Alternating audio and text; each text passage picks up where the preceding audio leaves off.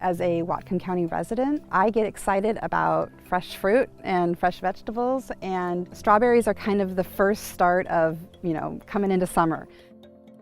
So Boxberry Farm is a strawberry, raspberry, and blueberry farm.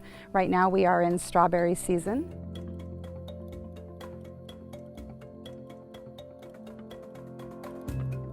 Currently there's approximately about 6 acres of strawberries growing right now.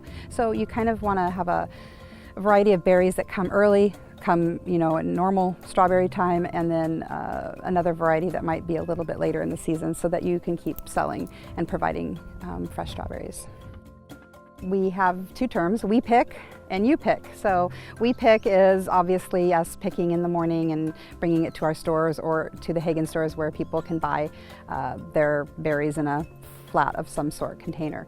You pick is they can drive out to our fields. They are offered a bucket to pick in, and they go out in the field and they pick their own berries. They can pick 2 pounds, they can pick 50 pounds, it doesn't matter, and then they pay by the pound. So it's actually a much better cost to the consumer if they pick their own berries.